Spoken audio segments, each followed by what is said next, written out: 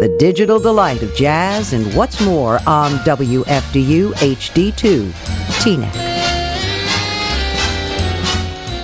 Every voice and sing till earth and heaven ring, ring with the harmonies of liberty. Let our rejoicing rise high as the listening skies. Let it resound loud as the rolling sea. Sing a song full of the faith that the dark past has taught us. Sing a song full of the hope that the present has brought us.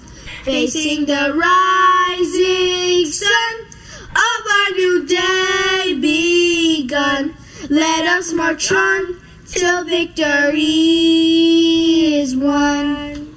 What's happening? What's happening? What's going on, blues people? Yet again, it's time for your weekly dose of blues music, heritage, tradition, and culture. Now, first and foremost, I must apologize for the discrepancy and slight glitch in the promotional material. You know what I'm saying? Look at this. I'm getting hit up already. Because this is a great show. How y'all doing? I know how I'm doing. I'm bluesing. And we got so much great things going on. And we have, oh my goodness. Let me explain something to you. I don't know if you know that there's blues in New York City. Let me turn my phone down because it's just buzzing. I don't know if you know there's blues in New York City, but there's blues in New York City.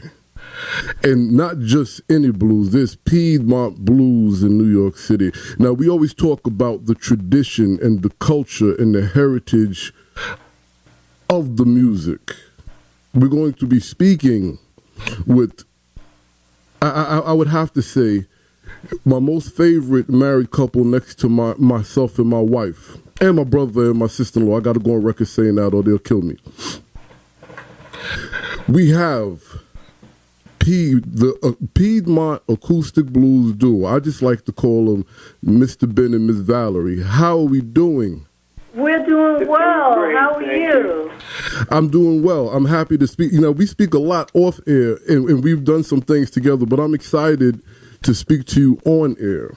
Well, thank you so much for inviting us. It's our pleasure. Oh, you know what?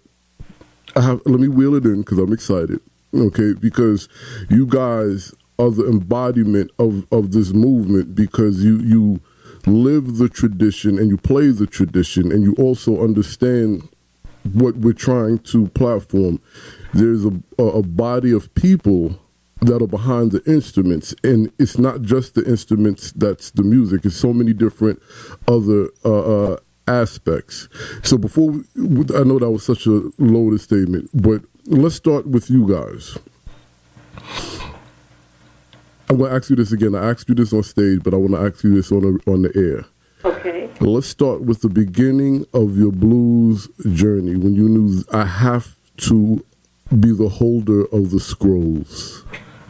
Well, for me, I want to say I came across country blues music when I was searching for some sheet music in a music store, and I came across a book called Country Blues Guitar, actually written by Stephen Grossman. And make a long story short, I love the photographs in the book, and I purchased the book and read all about the music, and it really piqued my interest, and it caused me to dig into the music. I had already been playing guitar at that point, but not that style of music. But once I heard it was game over. I knew that it was what I wanted to do musically. Now, you know what, that's interesting, because speaking to a lot of musicians, I hear often that, I was just interested in playing this instrument and playing music. What about this style of music that kind of changed I don't say changed the directions, but raised the stakes and drew you to it as such? Well, I'm going to say that the particular style that I specialize in, which is called it's the Piedmont style of finger picking. It's a very full sound. It gives the sound of two guitars playing simultaneously because your thumb is going back and forth playing something called an alternating bass. And without stopping that bass from being played, the rest of your fingers are available to pick out the melody.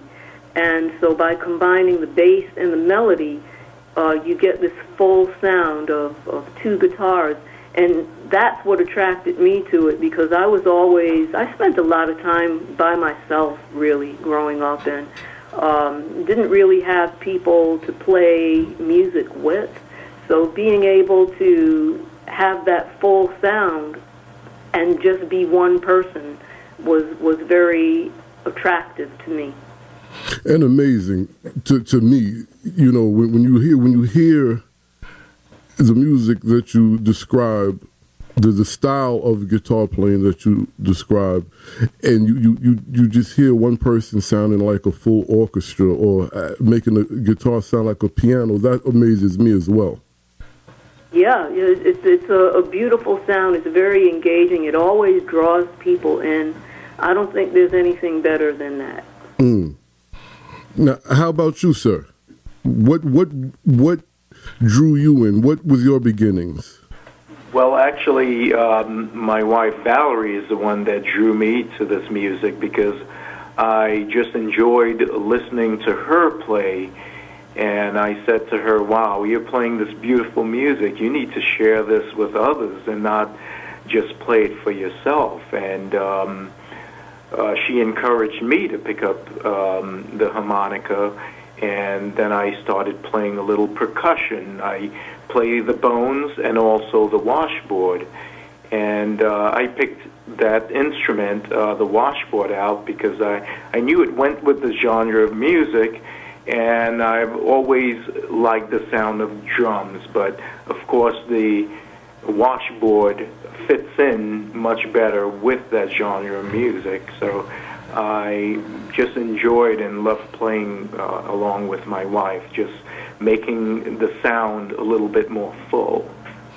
I dig it. Now, I would, for those who are listening and don't understand the connection or even what the washboard is, I would hope that's not the case for the listeners, because I believe most of them know. But could you give a description of this instrument and maybe a good summary of its connection to the music? Well, the washboard has been an instrument that's played with African American music since we were brought here to America. And back then, people didn't have much money to purchase expensive instruments, of course, so they used whatever they found around the home, which was bones, washboards, washed up bass, spoons, jugs, pots and pans as percussion instruments. And the washboard, for me, was an interesting instrument because it fits in perfectly with the time period. And it was also used with early jazz, this instrument. So this instrument has a long range of, possibilities for playing. Right. It fits into a lot of the musical, I hate to use the term genres, but musical genres of the African American diaspora. Yes, from string band music to up to early jazz, this instrument has been played. Now, you mentioned bones. Now, again, I'm aware of bones. So when I ask this question, it may sound silly, but we're getting somewhere with this. Bones in terms of human bones, animal bones, or is that the slang for an instrument? actually, it was the cow bones. It was the rib of the cow that was used. They were cut and polished and placed in between the fingers, and using the wrist, the speed of the wrist, you can get different types of rhythms. And, so that was used also as a percussion instrument. And you can use up to 2 and 3 bones in each hand to get interesting sounds. Wow. So would it be safe to say that actually was part of the music and the storytelling that came from prior to the transatlantic slave trade? Oh, I don't know if we're sure about that, but I think that would be a good possibility. Okay, I was just wondering. I threw that out there because to me, I haven't found full fact, but in theory, it would sound like that would be something that was practiced in different sections of Africa. So I was just wondering. That certainly is a distinct possibility, but like you, I've not come across any proof of that. I haven't honestly researched that thoroughly, though. I don't think Ben has either. No. Well, let's before we go into, because I have a million questions for you two about you two and your music and the culture. And let's talk about this upcoming week that you guys, not this upcoming week, but the blues and swing, and the importance of that. Yeah, now Blues and Swing Week happens every year in Elkins, West Virginia. It's at the Davis and Elkins College. It's through something called the Augusta Heritage Center. And during this special week, people come from all over, students and instructors, and you get the cream of the crop of instructors across a variety of instruments, not just guitar, but they do have percussion and mandolin and fiddle and piano and harmonica. I'm probably forgetting some instruments, but and of course they have blues vocal classes as well. And it's just a wonderful week when people can immerse themselves in the music, and students get a chance to study with some really fine musicians and instructors. As I said, they come from all over. It's an amazing week, and it's not the only event like this. There's a Euro Blues Week in the United Kingdom that's very similar. There's the Port Townsend Acoustic Blues Workshop in Port Townsend, Washington, on the West Coast.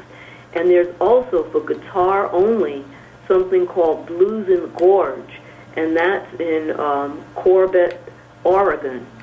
And these things happen. They take roughly a week, and they're occurring at all different times of the year from July through September. And I really encourage people to take advantage of the opportunity to study during one of those times.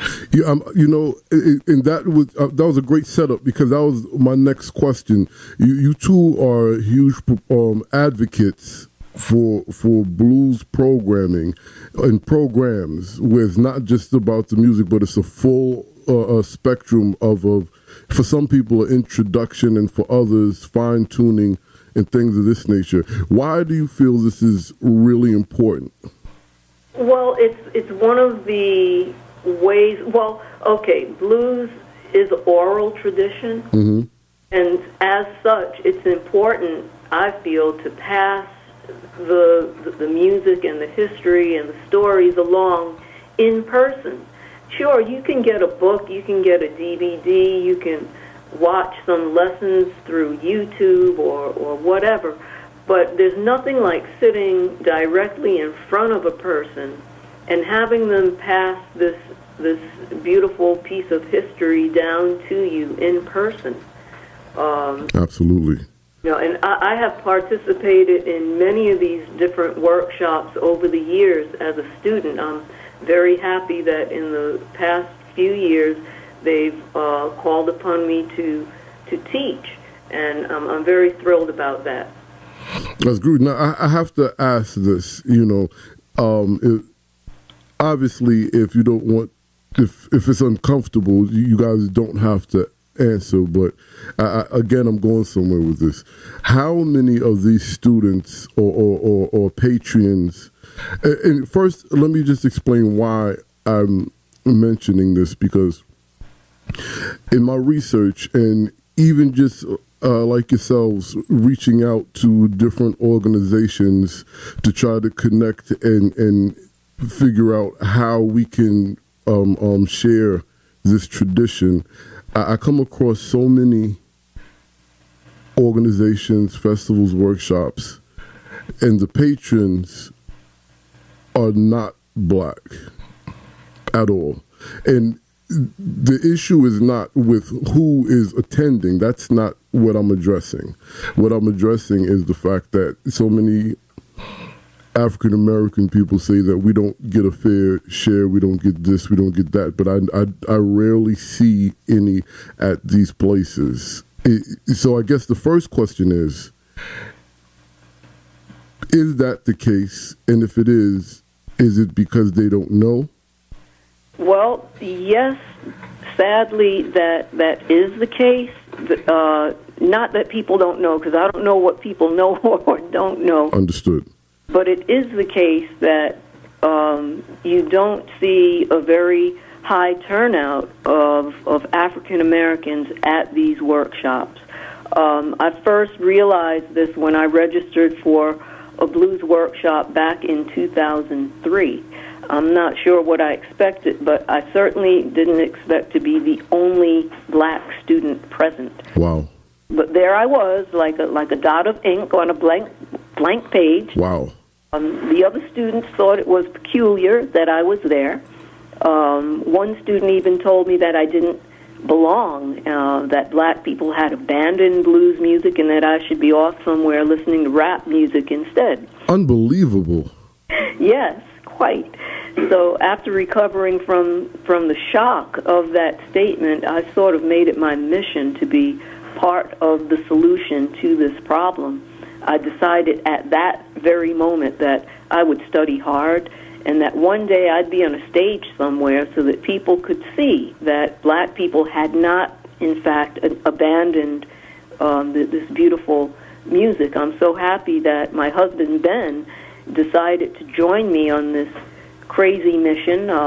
We both left good corporate jobs to help preserve the music we love and to add 2 more drops of ink into the overall mix.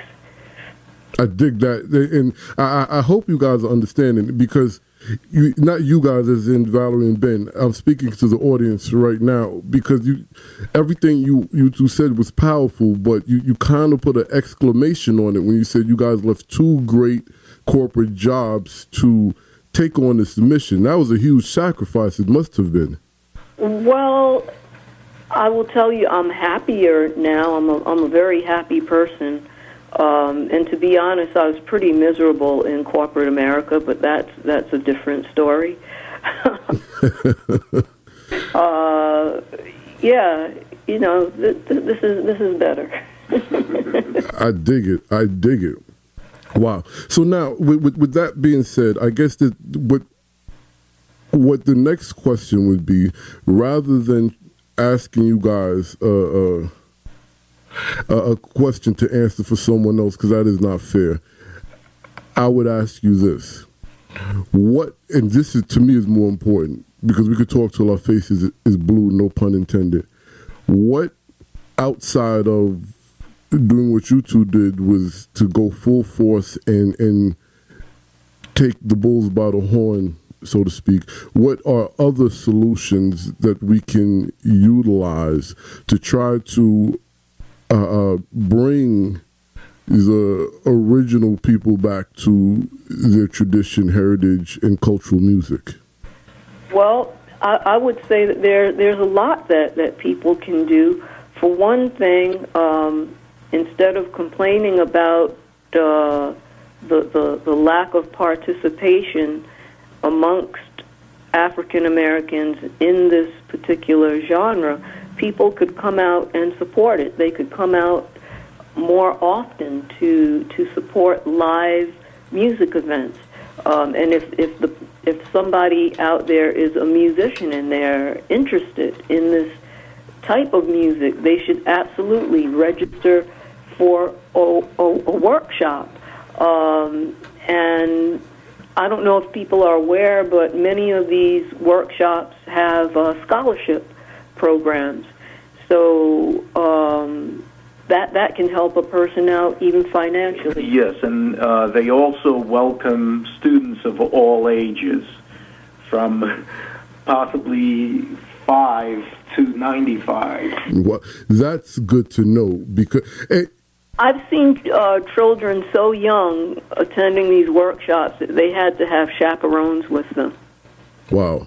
Well, I want to stick to the 95 for a moment, because blues, unlike popular, and this is kind of an ironic statement, because if you listen to popular music, I don't know if you two do, but blues is all in pop music.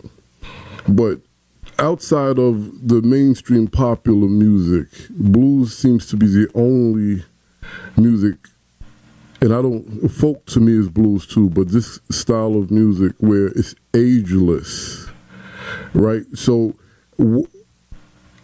what encouraging words would you have for those that are 45, 55 plus that would like to pick up an instrument, even if it's not for professional purposes, but just to have that skill? What would you say to them to get them encouraged to come down? I would say that they shouldn't waste another second. They should go down to their nearest Guitar Center store and buy whatever instrument within their budget piques their interest, and they should sign up for one of these wonderful workshops and get to starting their learning. And one thing that I want to mention about these workshops, it's not just, music lessons. There are history seminars, there are film screenings, there are opportunities for people to just sit down and get to know each other, and you make some friends that will last you for your entire life. So if you don't want to come for the music, come for the camaraderie. Right. And let's stick to the history portion for a moment, right? I'm quite active on social media. I guess, to say the least, right? That's right. I posted something. I got some really great responses. So I'm going to ask you two the question, and I just want to be clear. This platform is not divisive, but music is a documentation of the African American experience. Does that mean no one else has how can I say this, had part in this experience? Absolutely. If it wasn't for the treatment of the folks in that time by a different class of people, some of this stuff wouldn't happen. So there is it's the plethora of people that created this, but it affects a specific group of people. Now, with that being said, what's your thoughts on when you're speaking with other musicians or other blues enthusiasts that are non-black or non-color? And I just felt like I just got thrown back into a colored. I'm sorry.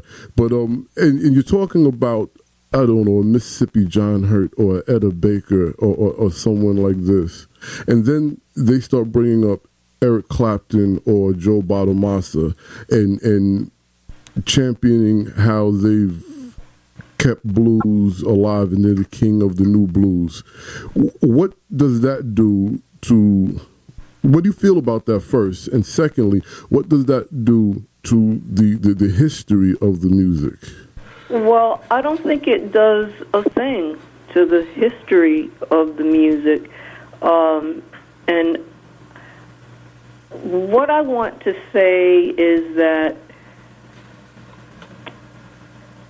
you see, the music that we're talking about, that we feel so passionate about, not everybody within my race has felt as passionate about it as I do for some years. In fact, there are times when we have gone to events and we performed, and some of the black folks in the audience have looked a little bit embarrassed by the music. They would much rather hear jazz, okay? So there's, how can I put this? No, I think correct me if I'm wrong, because I've noticed that, and I've read about things of this situation. Are you bring up the fact that there's some that wish to keep that back there because that was a time and a place that leaves a bad taste? It seems that way. And so, that being the case, I don't know how you can fault other groups of people for cherishing the music. You can't complain when other people are really honestly helping to preserve it. There are people out there that are documenting the music, teaching the music, and carrying it forward. And if they had not done so, then I might not, for example, have come across it. I'm actually grateful that blues music has had a global reach. It's loved all around the world. It has a diverse audience, and I think that is actually a good thing. Just because something is your culture doesn't mean that it shouldn't be shared. And I'm happy that a diverse group of people have a strong interest in something that's an important part of my culture. Absolutely. I can dig that. Now, let me ask you this. With that being said, so now we are in a hugely diverse moment in time when it comes to blues and African American history, which is one and the same. And as you guys know very well, all around the planet, you have blues musicians, and some of them has never even stepped in America, and they call themselves Mississippi this or Memphis that, or Delta this, which is okay. I'm just saying, I'm just giving an example of how so many people from so many different ethnicities and countries gravitated and love the music and the tradition and the culture. And a lot of those people don't mind having the hard conversations, right? Because I would have to believe one of the reasons why this theory, which I don't agree with, is blues has no color, is because a lot of people don't want to have the hard conversation. Do you think the hard conversation is necessary? Is it part of the history lesson? Or do we, as Morgan Freeman said, don't even talk about it anymore? Well, I think that it's an important conversation for me because it's part of who I am. That's my identity. For somebody else that's more or less trying on an identity or trying on a costume, as you might say, it's something that people try out and they have fun with it and then they put it down and move on to their next activity. But for me, it's who I am. So So it should be, because I've come across, I as you two know, I tread dangerous waters sometimes, because a lot of people don't want to discuss outside of the blues, the music that is, the style of playing or the band, or did you hear how what chord he was on? But when you get into talking about lynching or Jim Crow, or even in today's atmosphere, because some of these things happened many years ago, we talk about the prison industrial system today. There's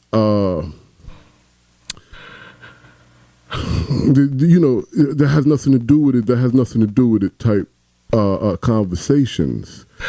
Did you believe those things have to do with it, and it could be discussed without being divisive?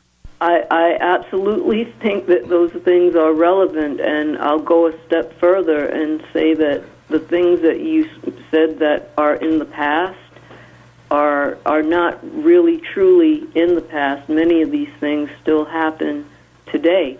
And all of these things actually still happen today, just some are happen differently. Now, I want to switch the topic up a bit and talk about the essay you wrote for the Jack Dappa Blues radio website, because for those who have not read it yet, this is a piece of literature that I'm insulted that you have not checked out. The origin of blues music, its connection to Africa, and the influence on other American music genres.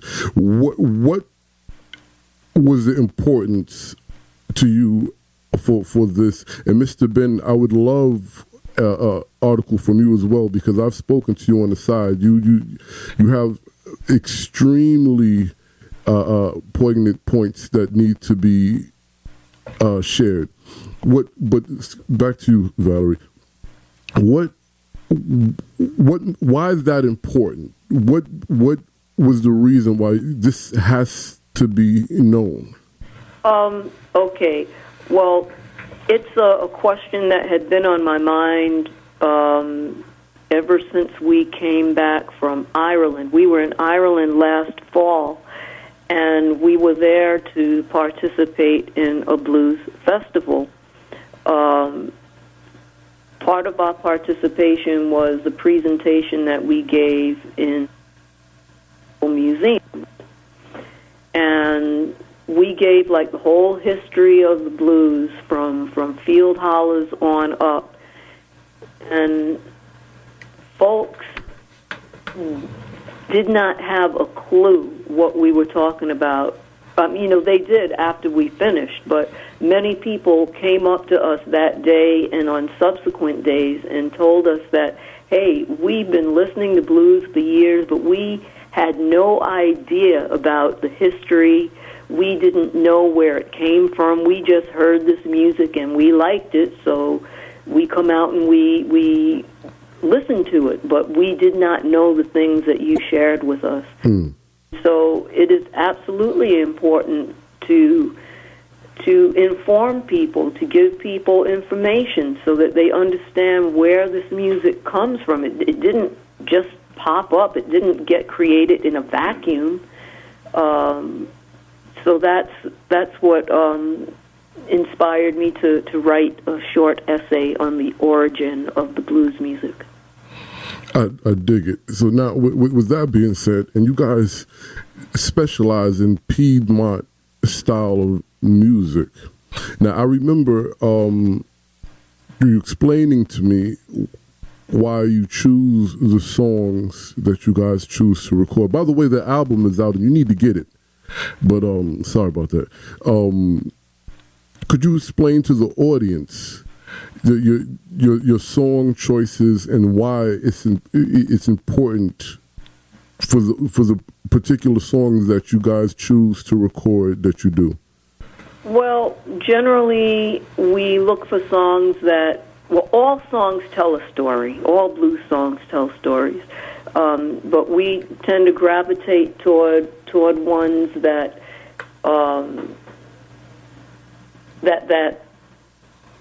tell some of the more painful stories, like for example, Joliet Bound, about someone being convicted for life for a crime they didn't commit.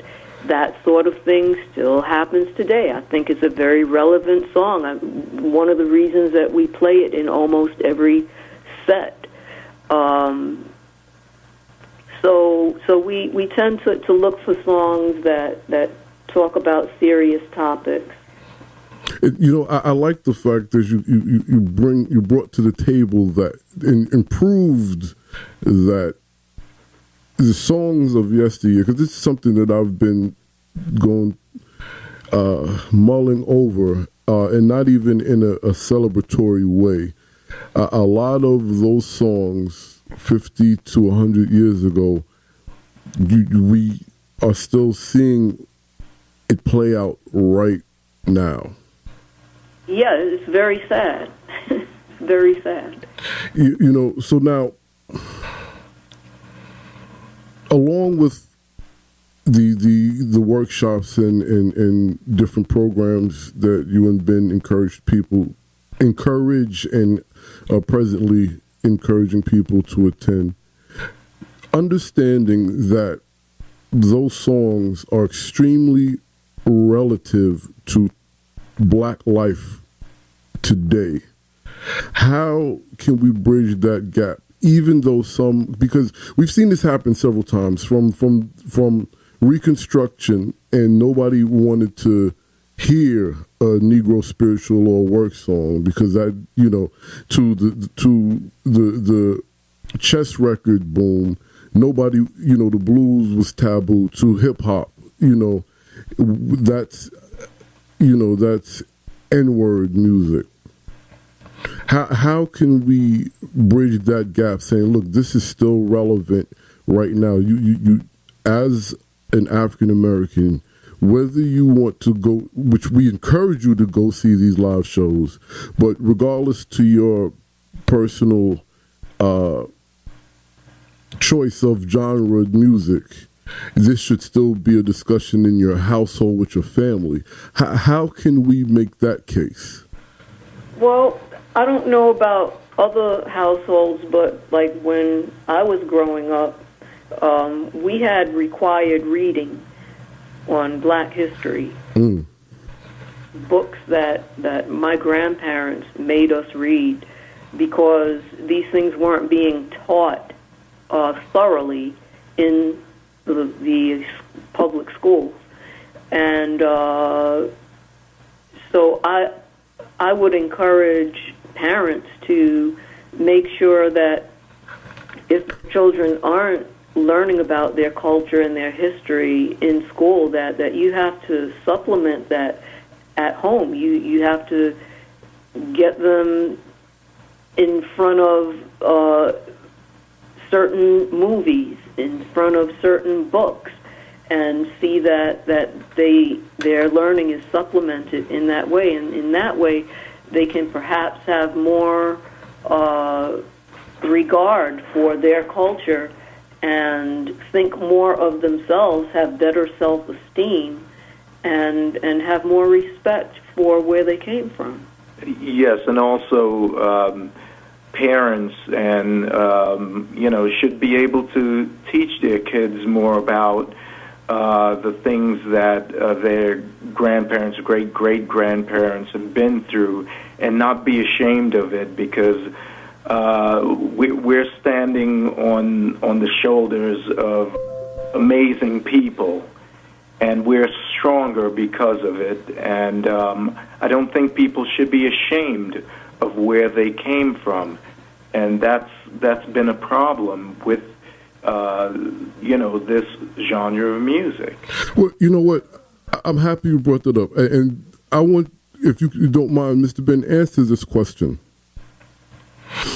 Because if you look at the Jewish culture, if you look at the Irish culture, if you look at the Latino culture and community, and we can name all of them, right?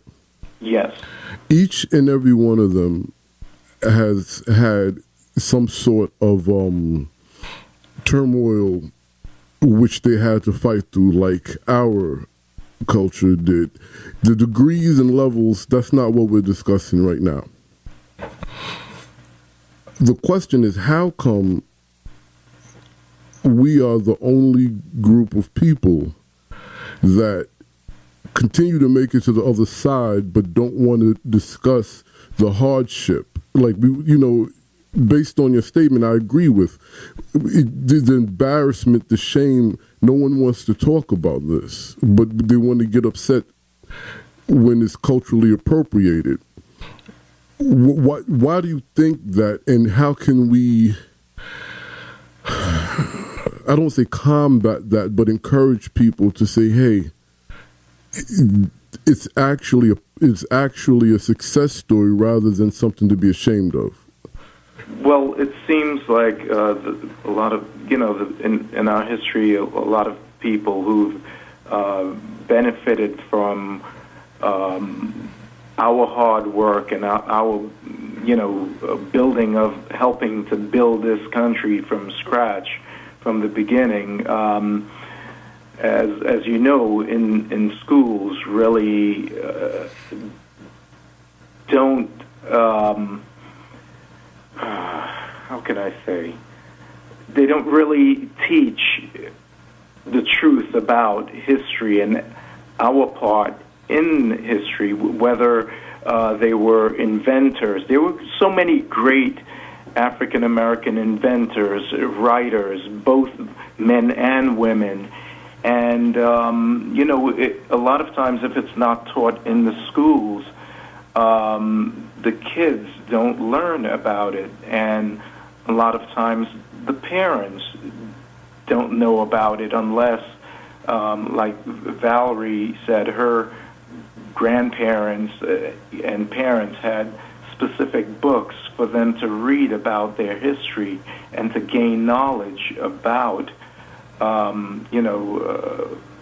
their history. So is it a safe, I hate to use the term assumption, but I have to at this moment because I can't think of a word outside of that. Is it a safe assumption to say that some parents or for whatever reason, they could be working 60 hours a week, whatever the case it is, just don't have the time or the wherewithal to say, listen, yes, you're in school and you're learning and education, but you need to understand this as well?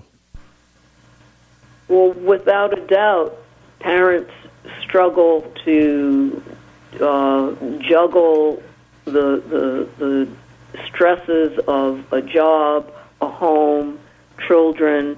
Maybe they're caring for other family members or neighbors or friends as well. I'm not saying it's easy, but you have to carve out that time. And I don't think it takes a whole lot of time to locate a book that might be informative or direct a child toward a website, for example, that might have a lot of information that they could benefit from, and tell them, hey, look, go check this out, or and instead of watching television on weekends or whatever people do, maybe take some trips to some museums or some cultural events that, you have to expose children to things in order for them to grow. I agree. I agree. Now, I want to talk about another situation that actually this is based on a post from you, Valerie, on Facebook. I like to call them women slinging guitars. Women guitar slingers, right? Because as you two, I believe, know, I'm a big advocate for Lizzie Kid Douglas. I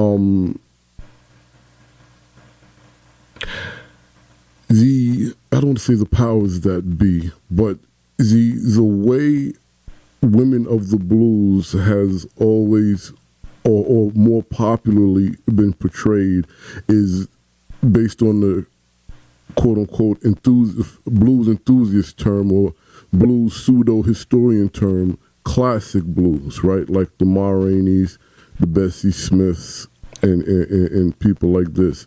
Now, Ma Rainey is really, as we all know, a special case because she's like a howling wolf, a W.C. Handy when it came to her business and things of this nature. But I just mean the presentation, right? Because you have the Geeshie Wileys, you have the Lizzie Kid Davis, and so many others that played a Delta or Piedmont blues, but they don't get the recognition if they weren't just, glamored up and singing these heartbreaking songs. How do you feel about that as a woman musician, and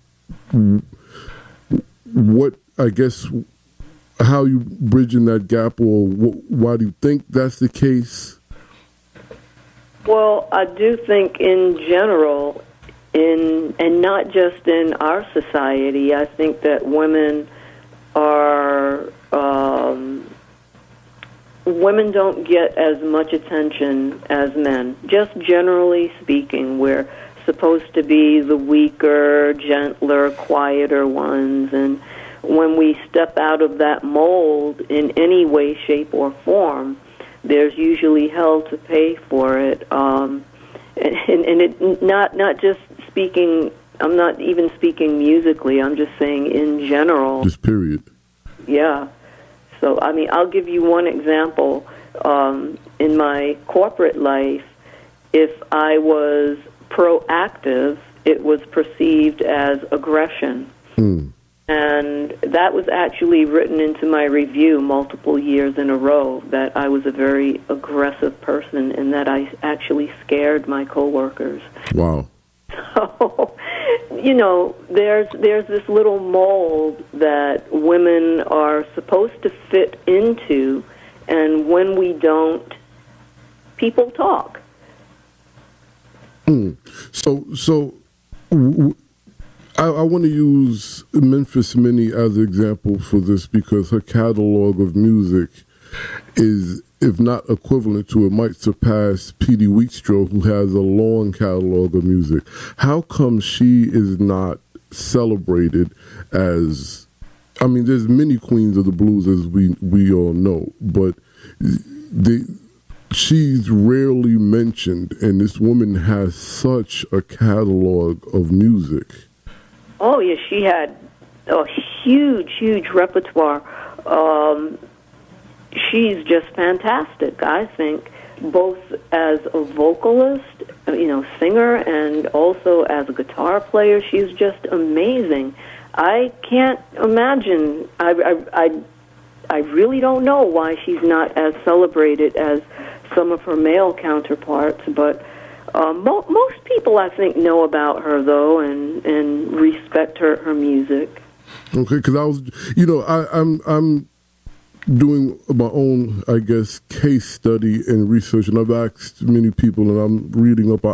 I'm wondering if it's what you just described based on your experience. She did not fit the mold or persona of what is a thought she should. So I'm building a case, and I'm trying to find out, and I'm asking questions.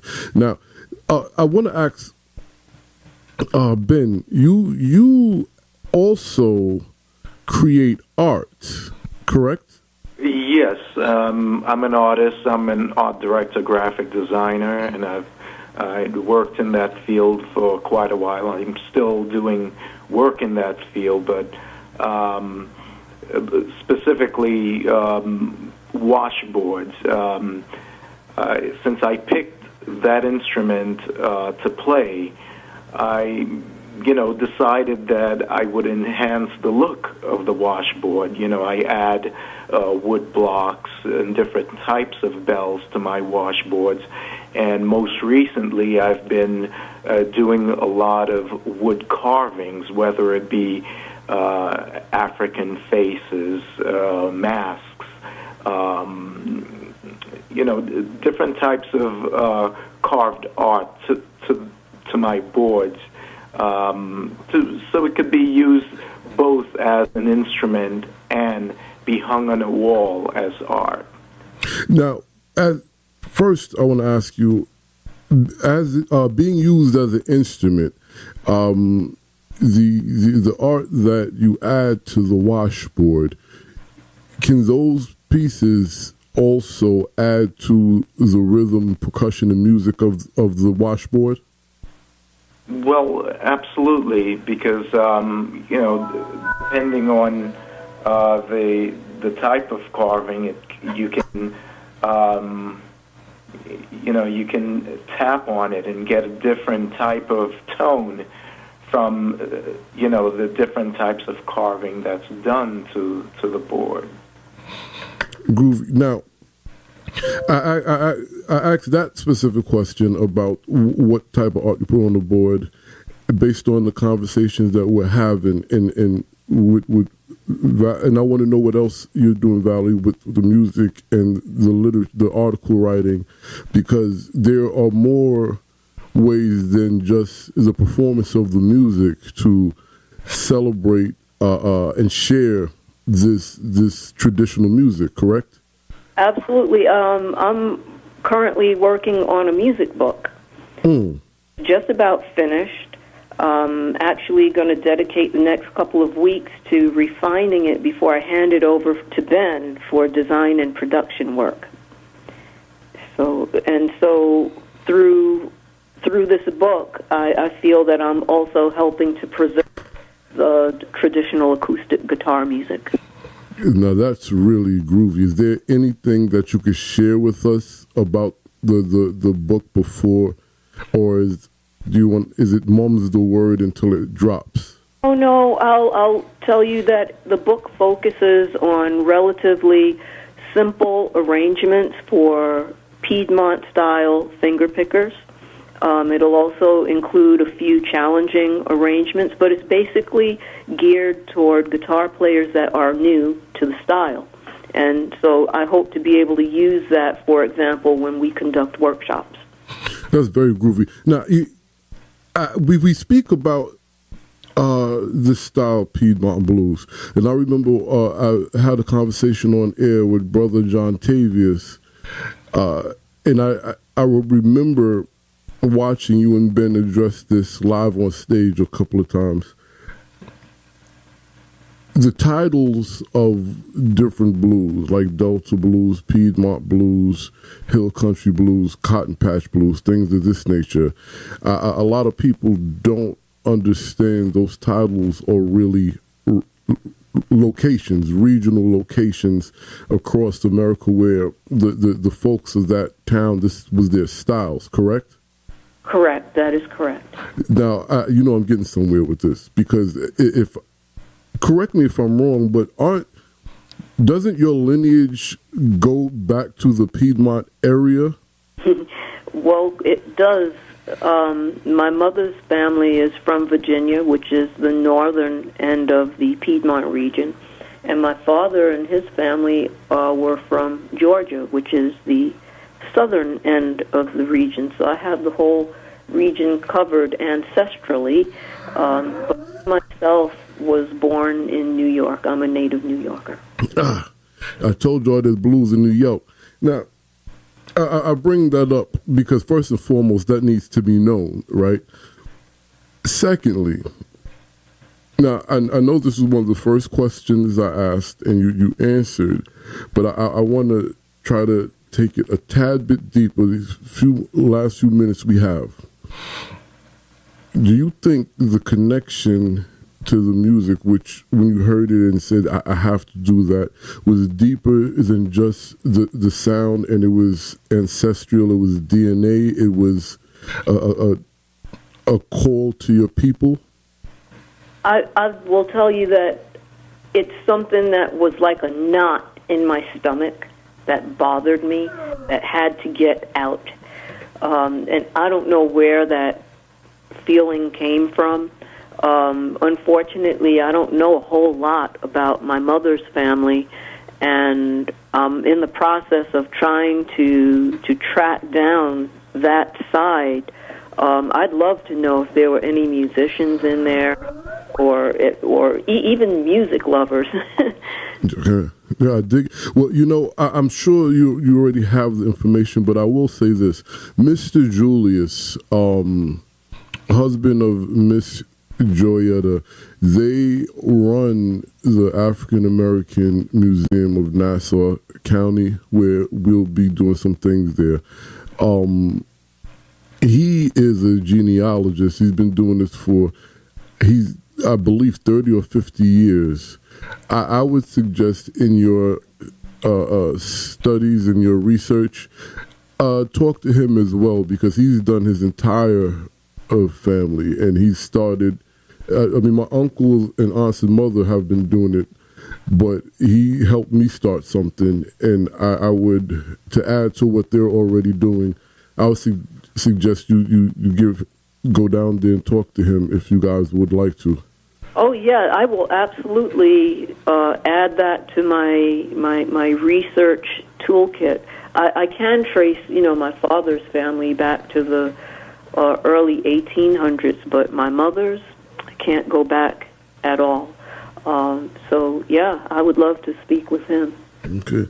Well, I would like to thank you two for joining me in the featured hour of Jack Dappa Blues. It's, as always and always will be, an honor to know you guys and be able to speak with you.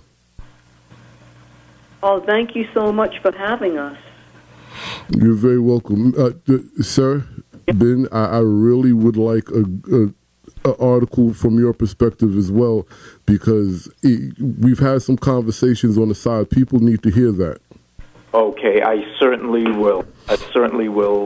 In the near future, put that together. Thank you, Valerie. As always, a pleasure. Ben, as always, a pleasure. You guys, they have what's the name of the album? Country Blues Selections. It's available on iTunes. And where else can they find you? Well, they can find us on Saturday at the South Street Seaport Museum from 2 to 4 p.m. We'll be performing there as part of their 50th anniversary celebration. Do you hear? Now, didn't I tell y'all this Blues in New York, stop playing around? Make sure y'all come out. And the name of your website? www.piedmontbluz.com, and blues is spelled with a Z, BLUZ.com. Dig it. I really appreciate your time. Thank you very much. Welcome. Thank you so much. You're welcome. Talk to you guys soon. All right, bye-bye. Bye-bye. Bye. Can you dig it? Can you all dig it? That was the Piedmont Acoustic Blues Duo, Ben and Valerie Turner, Valerie and Ben Turner, the Turners. I dig them a lot. And if you have not seen them perform, you really need to go see them perform, because they are the truth. They're also on YouTube. Just type up Piedmont Bluz, spelled B-L-U-Z. Get that album. If you're in New York over the weekend from 2 to 4, you heard where they're going to be, the South Street Seaport Museum. Get down there, check them out. Because this is what it's about, and this is what this program is about. Also, I don't know, I should have asked. I will find out and post it on the Jack Dappa Blues on WFDU HD2 Facebook page, if there is still any openings for Blues and Swing Week, which they will be at teaching. Also, a recurring guest and another advisory board member, and how can you say a true, because this is a young man with such an old spirit. John Tavius Willis will also be there that week. So, this is just great. And you guys also have to understand, again, I'm going to say it, I'm going to keep saying it, there are human beings behind these instruments. And what we are all doing is beyond preserving a culture and a heritage. We are living a culture, a heritage, and a tradition. And the music is that tradition amplified. The music is that culture platformed, but we also have writers who do poetry. We also have, African drummers. There's just so many ways that the culture is presented and shared. Just understand the blues is a culture, a heritage, and a tradition. Then